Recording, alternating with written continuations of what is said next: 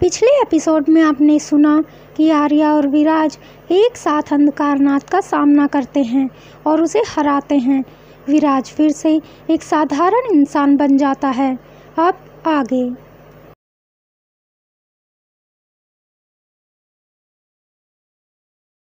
चंद्रगढ़ की हवाएं अब पहले जैसी नहीं रही। हवेली जो पहले कभी अंधेरे की गवाह थी, अब रोशनी की मुस्कान लिए खड़ी थी। वहाँ अब आर्या और विराज एक साथ रहते थे। दो आत्माएं जो बरसों तक अंधेरे में भटकी थी, अब एक साधारण जीवन की ओर कदम बढ़ा चुकी थी। विराज अब एक इंसान था। उसे हर छोटी चीज़ नई लगती थी। बारिश की ठंडी बूंदें, चाय की गर्म भाप, आर्या की हंसी में छिपी मासूमियत, ये सब उसके लिए चमत्कार जैसे थे। आर्या अब लाइब्रेरी में काम करने की बजाय फूल उगाने लगी थी। हवेली के पीछे एक छोटा सा बगीचा आर्या और विराज ने मिलकर बनाया था। उन्होंने अपने बगीचे में चंद्रगढ़ का प्रसिद्ध फूल रक्त पुष्प भी लगाया था, जो हर पूर्णिमा को खिलता था। हमारे प्यार की तरह, आर्या मुस्कुराकर कहती। कभी कभी दर्द से खिलता है, लेकिन जब खिलता है तो दुनिया थम जाती है। विराज अब गांव के बच्चों को पढ़ाता था इतिहास, लेकिन अपने किस्सों को उसने कल्पना बताया था।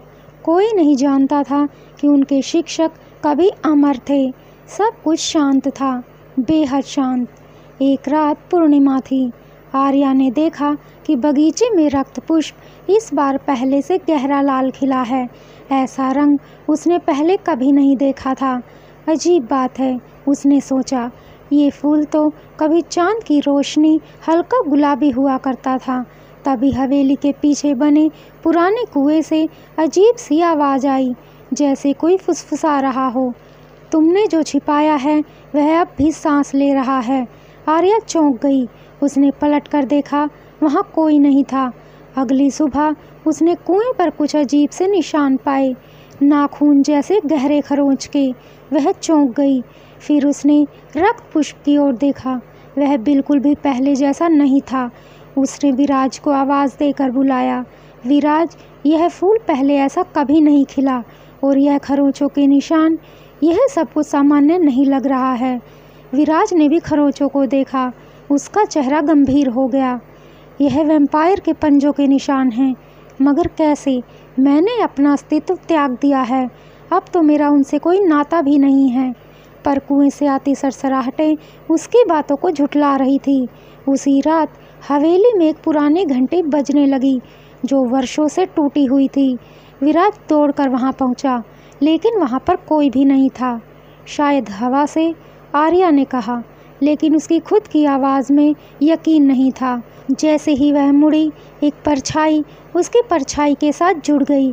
कुछ पल के लिए आर्या की परछाई दो हो गई। विराज, उसने कांपती हुई आवाज़ में कहा। हाँ, मैंने देखा। यह कोई साधारण आत्मा नहीं है। यह कोई है जो हमें जानता है। अगले दिन आर्या ने वह ताबीज़ निकाला जो अन्विता से जुड़ा था। उसने देखा ताबीज़ का कांच अब धुंधला पड़ चुका था, और उस पर लाल रेखाएं उभर आई थी, जैसे कोई जाल बना रहा हो। ये वही चेतावनी है जो सदियों पहले आई थी, जब अंधकारनाथ के गुरु ने उसे वैम्पायर बनाया था। विराज ने बुझे हुए स्वर में कहा। गुरु? आर्या चौंकी।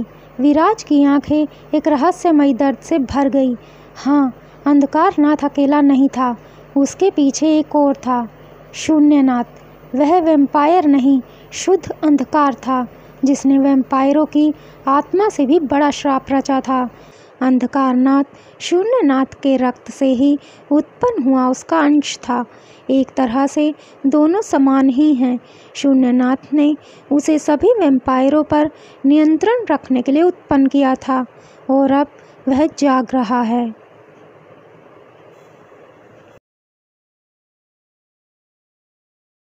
रक्त पुष्प के रंग बदलने का क्या है राज? कौन है शून्यनाथ?